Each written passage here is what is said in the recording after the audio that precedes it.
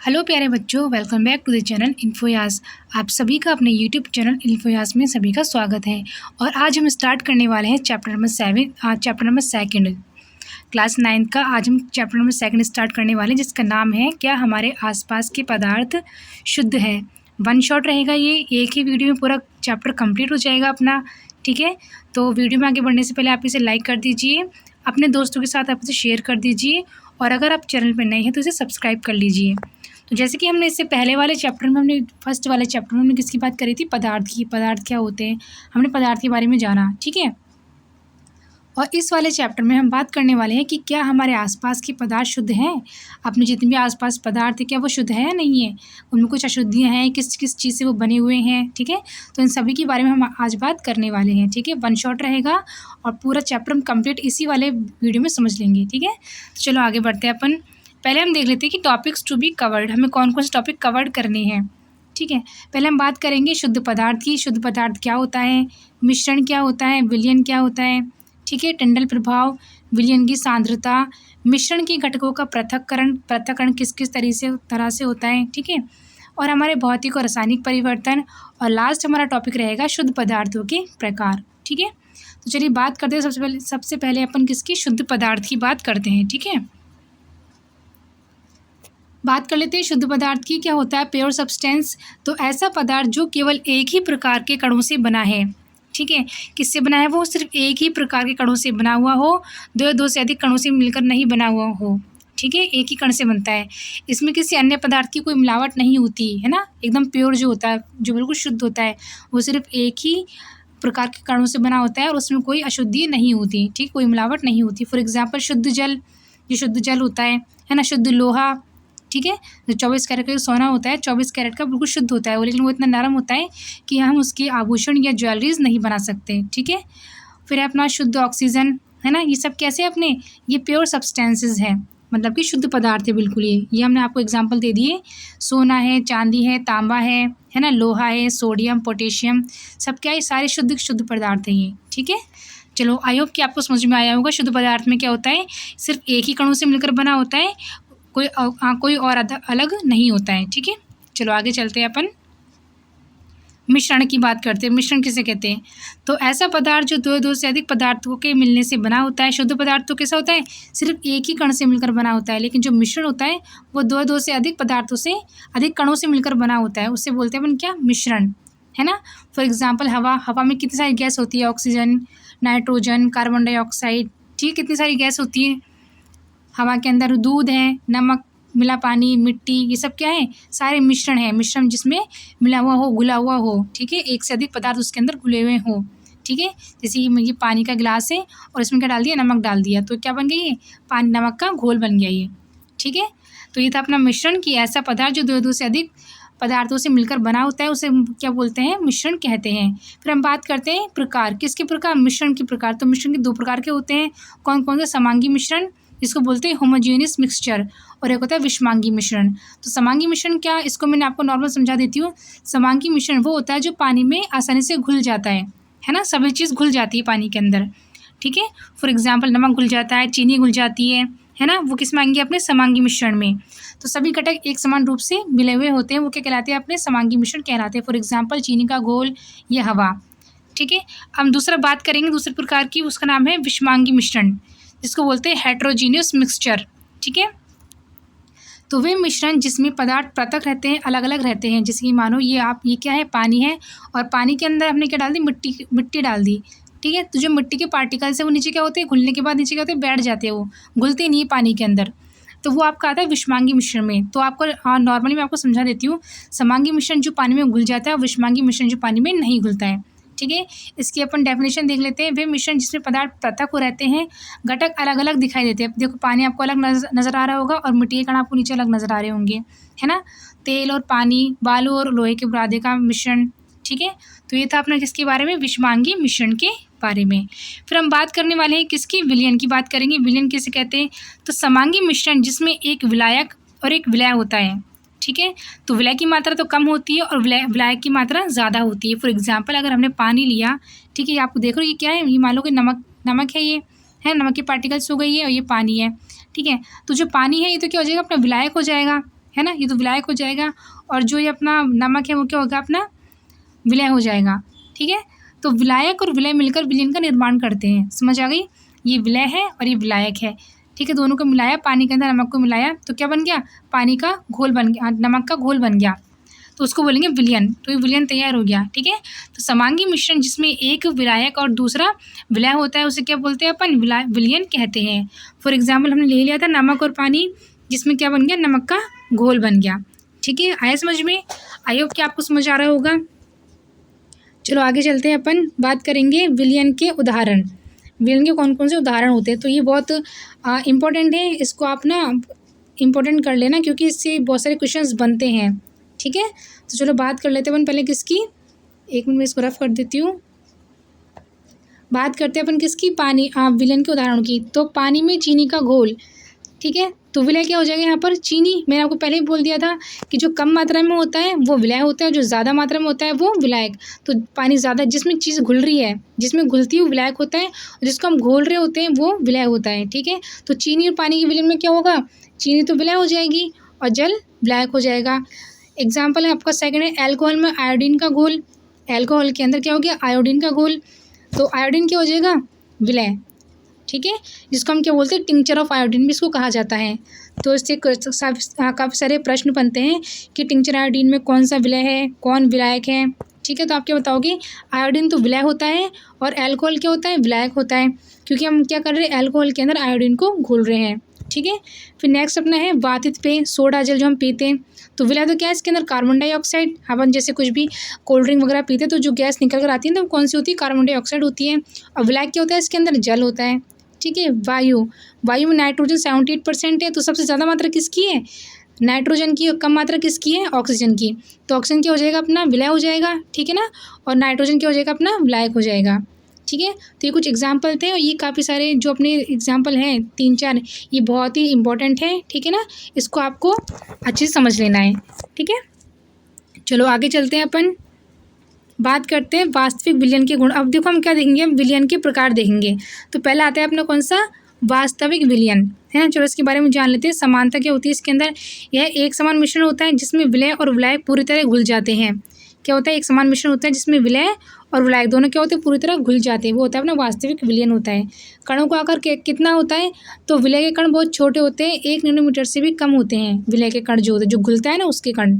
ठीक है, पारदर्शिता, पारदर्शिता यानी कि ट्रांसपेरेंट, किसको बोलते हैं, ट्रांसपेरेंट, जिसमें से चीज़ें आर पार दिखती है। तो यह विलयन कैसा होता है, पारदर्शी होता है। अपन जब पानी में चीनी या नमक को घोलते हैं तो वो अपने को आर पार दिखती नहीं दिखती, कांच गिलास में से दिखती है ना, अपन देख सकते हैं उसके अंदर, तो उसको बोलते हैं पारदर्शिता। स्थिरता यानी कि स्टेबल, समय के साथ विलय के कण तल में नहीं बैठते। ठीक है ना, तो ये क्या होते हैं, घुल जाते हैं, स्थिर रहते हैं। ठीक है ना, घुल जाते हैं। फिर नेक्स्ट हम बात करेंगे, छानने से अलग नहीं होते, तो इसे फिल्टर पेपर से छाना नहीं जा सकता क्योंकि कण बहुत छोटे होते हैं। अगर आप छलनी से नमक का विलयन छानोगे या चीनी का विलयन छानोगे तो क्या होगा, अलग नहीं होगा। ठीक है, वो उसमें ही रहेगा। ठीक है, फिर हम बात करेंगे टिंडल प्रभाव नहीं दिखता। अब टिंडल प्रभाव किसे कहते हैं ये मैं आपको आगे समझाऊंगी, आगे जो स्लाइड है उसमें पूरा समझा रखा है। तो पहले बात कर लेते हैं अपन किसकी, टिंडल प्रभाव की। तो नहीं दिखता, यह प्रकाश को नहीं बिखेरता। देखो टिंडल प्रभाव किसको बोलते हैं मैं आपको बता देती हूँ। जैसे मान लो अपने रूम है, रूम के अंदर अगर विंडो लगी हुई है, विंडो को अगर आप थोड़ा सा खोलते हो तो उसमें क्या होती है, सूरज की रोशनी आती है ना। तो उसमें सूरज की रोशनी में आपको कुछ पार्टिकल्स नजर आते हैं, मतलब कि जो सूरज का जो प्रकाश होता है वो क्या होता है, फैल जाता है, उसी को बोलते हैं अपन क्या, टिंडल प्रभाव। मैं आपको इसको अच्छे से डिटेल में आगे वाली स्लाइड में समझाऊंगी। ठीक है, तो ये प्रकाश को नहीं बिखेरता है ना। फॉर एग्जाम्पल ले लिया अपन ने चीनी या नमक का पानी में घोल या शरबत। ठीक है, आया समझ में। तो ये सब किसके बारे में था, वास्तविक विलयन के बारे में था। ठीक है, इससे कणों का आकार देख लिया, समानता देख लिया हमने, है ना, कणों का आकार देख लिया, पारदर्शिता, स्टेबिलिटी, और छानने से अलग नहीं होते, टिंडल प्रभाव नहीं दिखाते ये। ठीक है, चलो नेक्स्ट बात करते हैं अपन किसकी, निलंबन की। ये बहुत इंपॉर्टेंट टॉपिक है और ये भी एग्ज़ाम में पूछा जाता है। ठीक है, 1 मिनट में इसको सेट कर देती हूँ, ये हो गया। चलिए बात करते हैं निलंबन। तो निलंबन क्या, एक विषमांगी मिश्रण होता है। विषमांगी मैंने अभी समझाया था आपको। विषमांगी किसको बोलते हैं, जो पानी में घुलता नहीं, जिसमें कण पृथक पृथक रहते हैं। जैसे कि हमने पानी के अंदर मिट्टी को घोला था, लेकिन मिट्टी क्या होगी, नीचे तले में बैठ गई, है ना। तो पानी में अलग था और मिट्टी के कण भी अलग अलग थे, ठीक है। तो ये कैसा मिश्रण होता है, ये एक विषमांगी मिश्रण होता है जिसमें ठोस कण किसी द्रव में फैले रहते हैं लेकिन द्रव में घुलते नहीं है, फैल तो जाएंगे। फॉर एग्जाम्पल अगर अपन ने पानी में क्या घोल दिया, मिट्टी को घोला, तो थोड़ी देर के लिए तो आपको क्या लगेगा कि हाँ ये घुल गया, लेकिन आफ्टर सम टाइम जो उसके पार्टिकल्स होते हैं वो नीचे बैठ जाते हैं, ठीक है। आया समझ में, निलंबन किसे कहते हैं, तो विषमांगी मिश्रण होता है और ये इसमें ठोस कण किसी द्रव में फैले रहते हैं लेकिन वे द्रव में नहीं घुलते। फिर बात करते हैं किसकी, निलंबन के उदाहरण की। तो पानी में मिट्टी मिलाना, है ना, ये बता दिया मैंने आपको। पानी में चूना मिलाना, रेत प्लस पानी का मिश्रण, है ना, तो पानी के अंदर रेत बैठ जाएगी नीचे। ये सब किसके एग्जाम्पल हैं, ये सब किसके हैं, निलंबन के एग्जाम्पल है। बात करते हैं निलंबन की विशेषताओं की। तो अवमिश्रण मतलब कि इसमें पदार्थ पूरी तरह से नहीं घुलते। अवमिश्रण मतलब कि विषमांगी मतलब जो होता है ना, विषमांगी है ये, विषमांगी मिश्रण होता है, तो इसमें पदार्थ पूरी तरह से नहीं घुलता है, कण दिखाई देते। तो ऑब्वियसली निलंबन के कण अपने आंखों से या माइक्रोस्कोप से देखे जा सकते हैं। अपन मिट्टी को देख सकते हैं कि हाँ मिट्टी तले में पानी के नीचे बैठ गई है ना, तो अपन आंखों से देख भी सकते हैं। स्थिरता नहीं होती इसके अंदर, कुछ समय बाद लंबित कण नीचे बैठ जाते हैं, घुलते नहीं, तो ये क्या होती है, स्टेबिलिटी इसके अंदर नहीं होती, नीचे ही बैठ जाते हैं, मतलब ये घुलते रहते हैं फिर नीचे बैठ जाते हैं, ठीक है। तो इसलिए इसके अंदर स्टेबिलिटी भी नहीं होती है। फिर है टिंडल प्रभाव दिखाता है, तो जब उस पर प्रकाश डाला जाता है तो प्रकाश का मार्ग दिखाई देता है। अगर अपन इसमें इस घोल के अंदर टॉर्च जलाएंगे ना, तो अपने को इसमें क्या नजर आएगा, टिंडल प्रभाव मतलब कि प्रकाश को फैला देता है ये, ठीक है। छानने पर अलग हो जाते हैं, तो हाँ हो जाते हैं। अगर अपन मिट्टी के पानी के विलयन को छानेंगे, कोई कपड़ा रखेंगे, छलनी रखेंगे, तो पानी तो मिट्टी तो अलग हो जाएगी, बाहर दिख जाएगी, अपने को ऊपर रह जाएगी। जबकि आपने फिल्टर पेपर ले लिया, तो फिल्टर पेपर के ऊपर मिट्टी कण तो रह जाएंगे लेकिन पानी पूरा छन जाएगा, ठीक है। तो फिल्टर पेपर से छानकर ठोस के कणों को अलग किया जा सकता है, ठीक है। आया समझ में। चलिए बात करते हैं किसकी, आई होप कि आपको निलंबन समझ में आ गया होगा। अब बात करेंगे किससे, कॉलॉइडल विलयन की। ये सारे बहुत इंपॉर्टेंट है और ये सब क्या है, अपन विलयन के टाइप्स पढ़ रहे हैं अपन, है ना, विलयन के प्रकार हम पढ़ रहे हैं, ठीक है। बात करते हैं कॉलॉइडल विलयन की, तो चलो इसकी बात कर लें। तो कॉलॉइडल विलयन एक ऐसा असली या वही विषमांगी मिश्रण होता है जिसमें एक पदार्थ के अत्यंत छोटे कण दूसरे पदार्थ में समान रूप से फैले रहते हैं, ठीक है। इसमें बहुत सारे छोटे छोटे कण होते हैं, वो दूसरे पदार्थ में क्या होते हैं, फैले फैले अपने को नजर आते हैं, लेकिन वे ना तो पूरी तरह घुलते हैं और नहीं नीचे बैठते हैं। इसे क्या बोलते हैं अपन, कॉलॉइड भी कहते हैं, ठीक है। तो मान लो अपन जैसे दूध होता है, दूध के अंदर अगर अपन क्या करेंगे, टॉर्च जलाएंगे ना, तो दूध में अपने को कुछ पार्टिकल्स नजर आते हैं, है ना, दूध में कुछ पार्टिकल्स नजर आएंगे, लेकिन वो नीचे बैठेंगे तो नहीं, लेकिन वो घुले घुले नजर आएंगे। विषमांगी तो है ही वो, लेकिन वो अलग नहीं होते, नीचे तली में नहीं बैठते, ठीक है। तो जिसमें पदार्थ एक अत्यंत छोटे कण दूसरे पदार्थ में समान रूप से फैले रहते हैं, लेकिन वे मैंने तो पूरी तरह घुलते हैं और नहीं वो नीचे बैठते हैं। तो ये किस में आता है, अपना कॉलॉइड विलयन में आता है, जिसको हम कॉलॉइड भी कहते हैं। फॉर एग्जाम्पल आप देखना, कभी प्रैक्टिकल करना है इसका, दूध के अंदर आप टॉर्च जला के देखना, तो दूध में अगर आप टॉर्च जला के देखोगे ना, तो आपको कुछ पार्टिकल्स नजर आएंगे, ना तो नीचे बैठेंगे लेकिन घुले घुले आपको नजर आएंगे, ठीक है। तो ये था अपना कॉलॉइड विलयन के बारे में, ठीक है। तो उसको क्या बोलते हैं, जो बन रहा है ये जो प्रकाश फैला हुआ है यहाँ पर, इसको क्या बोलते हैं अपन, इसको कॉलॉइड भी कहते हैं, ठीक है। ये सॉल्यूशन था, इसमें से पानी अपन टॉर्च की प्रकाश की किरण गुजारी अपन ने, तो यहाँ का ना कॉलॉइड बन चुका है यहाँ पर, ठीक है, प्रकाश फैल गया। चलो बात करते हैं अपन कॉलॉइड के प्रकार की। ये टाइप्स पूछते हैं कि कॉलॉइड के कितने प्रकार होते हैं। तो पहला है सॉल, फिर है एरोसॉल, फिर है फॉर्म और इमल्शन। तो ये पूछ सकता है कि सॉल क्या होता है, एरोसॉल क्या होता है ना। तो सॉल क्या होगा, ठोस और द्रव का मिश्रण होता है। सॉल किसको बोलते हैं, ठोस कण और द्रव के मिश्रण को बोलते हैं। फॉर एग्जाम्पल स्याही या पेंट, ठीक है। एरोसोल जो होता है वो अपना ठोस या द्रव के कण होते हैं, इसमें ठोस और द्रव के कण होते हैं कुछ, फॉर एग्जाम्पल, और प्लस गैस भी होता है, या तो ठोस या द्रव होगा या गैस भी होगा, ठीक है। जैसे धुआं, कोहरा, जो फॉग बनती है ना ठंड में, सारे काफ़ी फॉग अपने को नजर आती है, स्मॉगी, तो वो क्या होता है अपना, वो एरोसोल में आता है। फिर बात करते हैं फॉर्म की। फॉर्म मतलब वो झाग जैसा होता है ना, तो वो क्या होता है, गैस प्लस द्रव का मिश्रण होता है वो। जैसे कि अपन स्प्रे लगाते हैं, तो स्प्रे में नीचे अंदर क्या होता है, द्रव होता है, लेकिन जब उनको प्रेस करते हैं तो किसके रूप में बाहर निकलता है, गैस के रूप में बाहर निकलता है, ठीक है। तो उसको बोलते हैं फॉर्म, जिसमें झाग बनते हैं। तो वो किसका मिश्रण होगा, वो अपना गैस का और द्रव का मिश्रण होता है, गैस या द्रव प्लस ठोस का होता है, ठीक है। फिर बात करेंगे अपन इमल्शन की। तो इमल्शन में दो तरल पदार्थ होते हैं, दोनों ही पदार्थ कैसे होते हैं, द्रवित होते हैं, दोनों पदार्थ कैसे होंगे, तरल होंगे, है ना। फॉर एग्जाम्पल दूध, ठीक है। तो ये आपके क्या होता है, एग्जाम्पल थे कुछ किसके, इसके टाइप्स थे, कॉलॉइड विलयन के टाइप्स थे ये, ठीक है। फिर हम बात करते हैं कॉलॉइड विलयन के गुणों के बारे में। तो विलायक में कण का आकार विलयन से बड़ा होता है ना, कण का आकार कैसे होगा, बड़ा होगा, है ना, ये नजर आ रहा है आपको, ठीक है। और निलंबन से छोटा होता है, मतलब विलायक से तो बड़ा होता है। विलायक किसको बोलते हैं, जो ज़्यादा मात्रा में होता है ना। और निलंबन जो अपने पहले पढ़ा था, निलंबन उससे छोटे छोटे होते हैं, ठीक है। कणों को नंगी आंखों से देखे नहीं देख सकते अपन, ठीक है, मतलब एक मिनट, हम इन कणों को अपनी आंखों से नहीं देख सकते, माइक्रोस्कोप से अपने को देखना पड़ेगा। अपारदर्शी होता है, अपारदर्शी मतलब कि आर पार नहीं देखा जा सकता। अगर आप दूध के अंदर अगर उसको देखोगे ना, कुछ पार्टिकल्स को देखोगे तो आप देखोगे जो मतलब कि वो दिखाई नज़र नहीं आता है अपने को। एक मिनट क्या हो रहा है, तो अपने को क्या होगा, ये आर पार नज़र नहीं आएगा। अपारदर्शी मतलब कि जो आर पार नज़र नहीं आता। स्थायी विलयन होता है ये, है ना, इसमें जो कण होते हैं विलयन के वो स्थायी होते हैं, ठीक है, नीचे नहीं बैठते, स्थायी रहते हैं, ठीक है। और टंडल प्रभाव दिखता है, तो वही अपारदर्शी टंडल प्रभाव का मतलब क्या होता है कि अगर हमने टॉर्च की रोशनी अगर हमने विलयन में डाली, तो यहाँ से हमने टॉर्च डाला, है ना, और यहाँ अपने को प्रकाश नज़र आएगा, ठीक है, ये देखो नज़र आ रहा है अपने को, ठीक है ना। तो ये इसलिए टंडल प्रभाव भी दर्शाता है। अपारदर्शी मतलब कि इसमें से आर पार नहीं दिखता। जिस तरह हम पानी में जैसे नमक चीनी का घोल होता है, उसमें अपन आर पार देख सकते हैं, क्या दूध के अंदर आर पार देख सकते हो? चीनी घुली हुई नहीं नज़र आती ना अपने को, आर पार मिल जाती है, उसमें अंदर मिक्सचर हो जाती है, ठीक है। और टंडल प्रभाव मतलब कि प्रकाश को ही फैला देता है, ठीक है। तो ये था कोलॉइड विलयन के गुण थे ये। आई होप कि आपको समझ आ रहा होगा। तो वीडियो को आप लाइक करते हुए चलिए, अगर आप नए हैं तो आप इसको सब्सक्राइब भी कर दीजिए और अपने दोस्तों के साथ इसे आप शेयर भी कीजिए, ठीक है। चलो चलते हैं अपन नेक्स्ट वाली स्लाइड पर। ये आ गया अपना टंडल प्रभाव, जिसको मैं आपको बता रही थी, ठीक है। तो ये देखो मैंने आपको यहाँ पिक्चर बना के समझा दी है। यहाँ पे देखो ये सूरज की रोशनी आ रही है यहाँ से, है ना। और देखो ये जो इसमें जो स्पेस नज़र आ रहा है, इसमें पत्तियों से स्पेस नज़र आ रहा है ना, पत्तियों में से, तो ये पूरा कैसे रोशनी आ रही है, ठीक है, इनमें से निकल कर, है ना। तो प्रकाश को पूरा फैला रही है, जो पत्तियां हैं, जो पेड़ है, पूरे प्रकाश को क्या कर रही है, फैला रही है। इसी को हम क्या बोलेंगे, टंडल प्रभाव बोलते हैं इसको, ठीक है।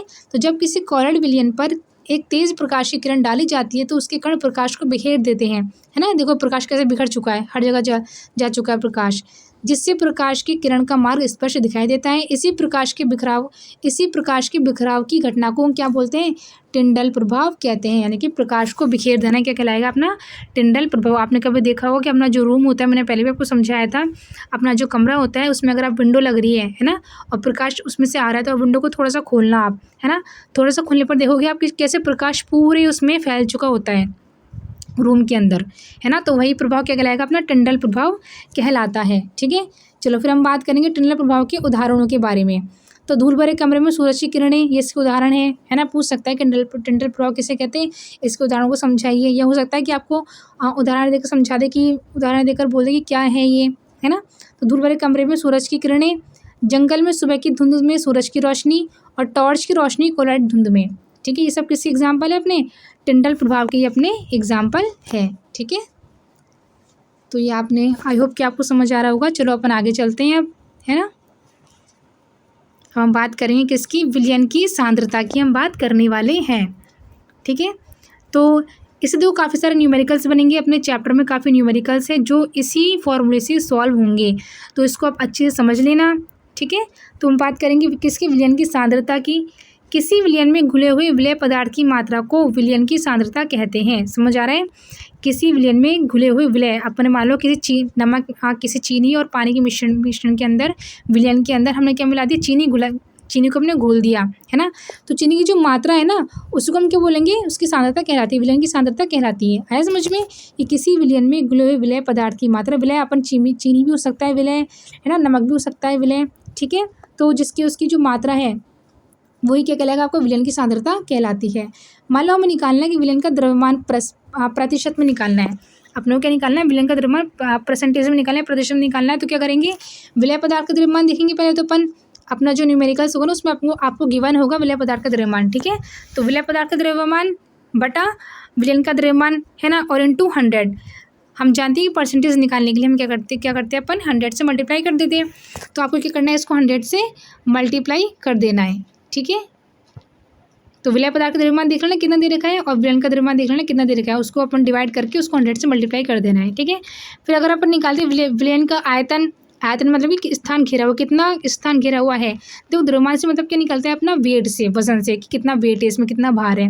और आयतन का मतलब क्या होता है, कि कितना स्थान घेरा हुआ है ना।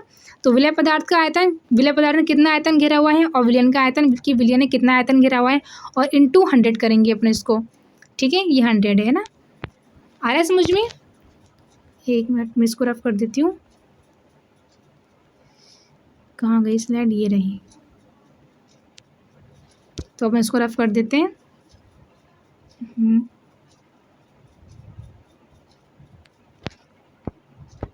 ठीक है, चलो अब अपना आगे चलते हैं। आई होप कि समझ आ रहा होगा आपको, है ना। वीडियो को लाइक करते हुए चलना।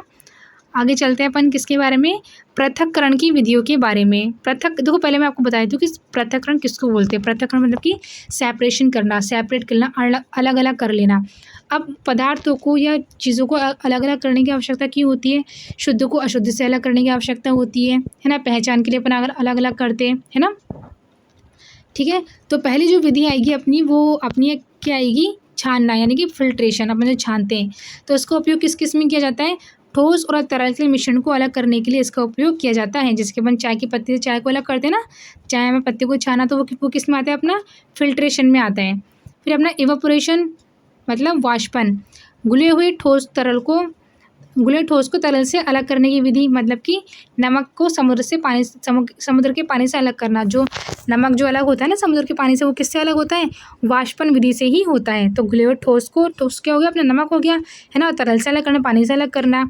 ठीक है, तो इसके एग्जाम्पल हमने क्या ले लिया? नमक को समुद्र के पानी से अलग करना। ठीक है, ये था अपना वाष्पन। फिर हम बात करेंगे डिकेंटेशन मतलब कि निस्तारण। ठीक है, भारी ठोस और तरल को अलग करने के लिए अगर एक पानी है, पानी के अंदर बहुत सारा क्या भरी हुई, मिट्टी भरी हुई है, तो अपन को मिट्टी अलग करनी है उससे, तो उसको बोलते हैं अपन क्या? निस्तारण, है ना। तो फॉर एग्जांपल ले लिया अपने इसके मिट्टी पानी को अलग करना। मान लो कि यहाँ पे क्या है, ये यहाँ बहुत सारी मिट्टी भरी हुई पानी है, तो अगर मुझे क्या निकालना है, इससे अपने को पानी निकालना है, तो अब जैसे उसको अपन थोड़ा सा उड़े लेंगे ना, तो पानी तो अलग अलग हो जाएगा, लेकिन मिट्टी तली में बैठ जाएगी। इस प्रोसेस को अपन क्या बोलते हैं? निस्तारण कहते हैं। आ रहा है समझ में, है ना। तो ये पृथक्करण की विधि है, आपसे कुछ भी पूछ सकता है ये, ठीक है, एग्जाम्पल देकर। तो ये अपन से कुछ भी एग्जाम्पल देकर पूछ सकता है। कैसे पूछ सकता है कि नमक को समुद्र के पानी से अलग करने किस विधि से किया जाता है? वाष्पन से किया जाता है। ये निस्तारण क्या होता है ना। तो मैं आपको उसको बताती चल रही हूँ, है ना, कि क्या होता है, कहाँ इसका उपयोग किया जाता है। और इसमें, और आप बुक में अपने जो एक्टिविटीज़ दे रखी है उसमें आप थोड़ा देख लेना इसको, ठीक है ना। चलिए अपन आगे चलते हैं। पृथक्करण की अपनी पूरी 9 विधियाँ हैं, तो तीन तो मैंने आपको बताई दी है। ठीक है, आगे चलते हैं अपन। अब पढ़ेंगे अपन किसकी? चुंबकीय पृथक्करण मतलब कि मैग्नेटिक सेपरेशन, यानी कि लोहे के बुरादे को रेत से अलग करना। ठीक है, मान लो रेत है, ये लोहे का बुरादा है बहुत सारा, ठीक है ना। अगर अपन उसमें क्या करेंगे, लोहे के बुरादे को रेत से अलग कर देंगे, तो चुंबकीय पदार्थ जैसे लोहा अलग करना, रेत में अगर अपने को क्या पड़ा, बहुत सारे लोहे का बुरादा है, तो हम क्या करेंगे, चुंबक को उसमें डालेंगे रेत के अंदर, तो जो लोहे का जो बुरादा होगा ना, वो उससे चिपक कर आ जाएगा।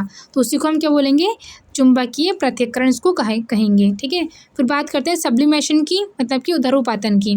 तो ये मैं आपको लास्ट चैप्टर हमने पढ़ा था, चैप्टर नंबर 1 जो हमने पढ़ा था, उसमें मैंने आपको समझाई दिया। तो उदरोपातन किसको बोलते हैं? कि जब भी कोई ठोस द्रव पदार्थ में परिवर्तित हुए बिना गैस में परिवर्तित हो जाता है, उसको क्या बोलते हैं अपन?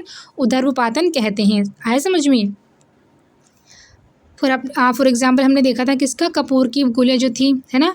अपनी जो मम्मियाँ होती हैं वो क्या करती हैं, अपने जो स्वेटर्स वगैरह होते हैं, जो नए कपड़े होते हैं, उनमें कपूरी गोलियाँ रखती हैं, है ना, ताकि उसमें कीड़े वगैरह नहीं लगे। लेकिन उसके आफ्टर सम टाइम जो हम देखेंगे, आप थोड़े टाइम बाद, है ना, तो कपूर की जो गोलियाँ होती हैं वाष्प बनकर उड़ चुकी होती हैं, यानी कि ठोस से गैस बन चुकी, वाष्प बन चुकी, है ना। तो वो अपना क्या कहलाता है? उदरोपातन विधि होती है वो। ठीक है, तो ठोस को गैस में बदलने और वापस ठोस में बदलने के लिए इसका उपयोग किया जाता है। फॉर एग्जाम्पल अमोनियम क्लोराइड और नमक का मिश्रण। ठीक है, चलो फिर हम बात करते हैं किसकी? भाप संग्रहण की, यानी कंडेंसेशन आफ्टर इवापोरेशन। जो पानी आता है ना, बारिश का जो पानी आता है, वो इसी का एग्जाम्पल होता है। जो बारिश आती है वो इसी का एग्जाम्पल होता है। ठीक है, तो वाष्पित जल को संघनित कर वापस पानी में बदलना।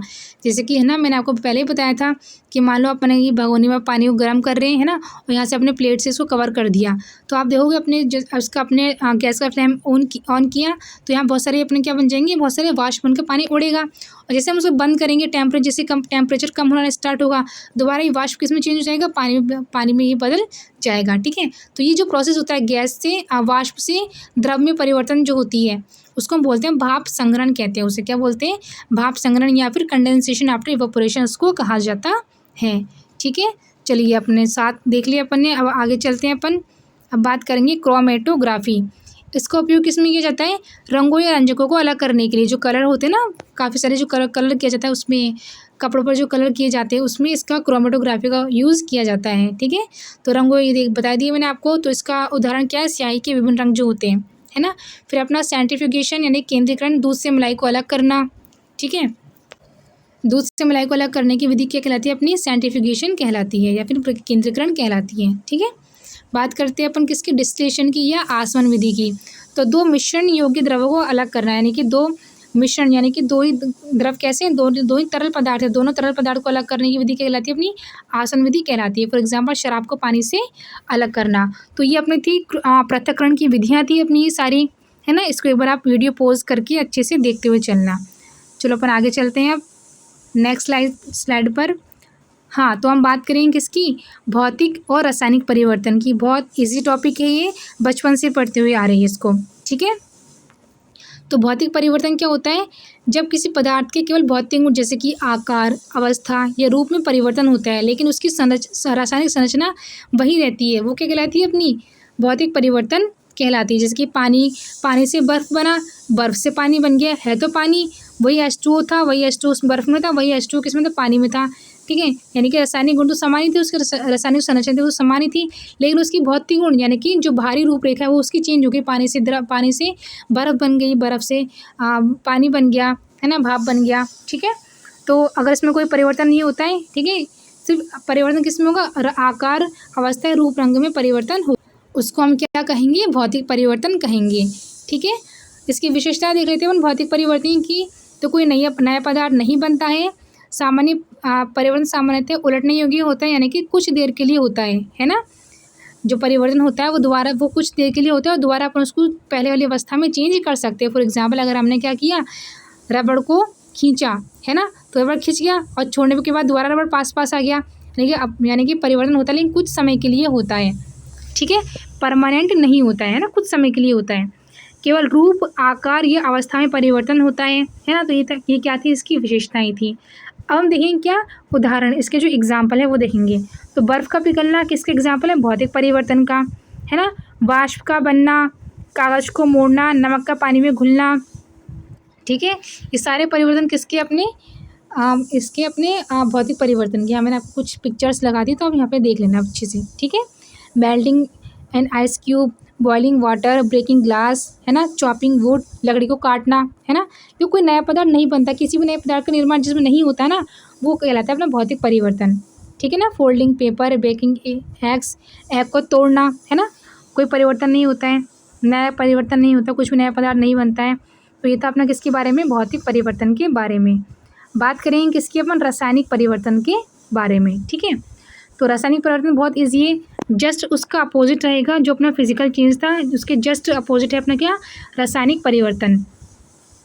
तो जब किसी पदार्थ की रासायनिक संरचना बदल जाती है और एक या एक से अधिक नए पदार्थ बनता है, उसे क्या कहेंगे अपन? रासायनिक परिवर्तन उसको कहा जाता है। तो इसमें क्या होता है? नया पदार्थ बनता है। इसकी विशेषता क्या हो जाएगी अपनी? नया पदार्थ बनता है, परिवर्तन अपरिवर्तनीय होता है, मतलब कि परिवर्तन हमेशा के लिए हो गया। फॉर एग्जाम्पल दूध से दही का बनना, है ना, और अपना खाना पचना, है ना, डाइजेशन जो होता है, ठीक है। तो ये सारे परिवर्तन कैसे होते हैं अपने? अपरिवर्तनीय होता है, परमानेंट परिवर्तन होता है, दोबारा इसको पहले वाली अवस्था में प्राप्त नहीं कर सकते अपन, ठीक है ना। ऊर्जा या ऊष्मा प्रकाश का आदान प्रदान हो सकता है इसके अंदर, है ना। इसका एग्जाम्पल क्या होगा? दूध का फटना या दूध से दही का बनना, लोहे पर जंग लगना और लकड़ी का जलना। लकड़ी को तोड़ना तो क्या हो जाएगा अपना? लकड़ी को तोड़ना तो क्या होगा? भौतिक परिवर्तन होगा। लेकिन लकड़ी का जलना क्या होगा अपना? रासायनिक परिवर्तन। वो कैसे होगा? लकड़ी अगर टूट रही तो कोई नया पदार्थ तो नहीं बन रहा, लेकिन अगर लकड़ी जल रही है तो वो ऑक्सीजन से क्रिया करके एक नया पदार्थ बना रही है, इसलिए इसमें क्या होगा? ये रासायनिक परिवर्तन होगा। यहाँ मैंने आपको कुछ एग्जाम्पल दे दिए हैं आपको, ठीक है ना। कंबशन, रोटिंग, मतलब कि जो ये एप्पल है इस पर कुछ दाग धब्बे लग गए, है ना।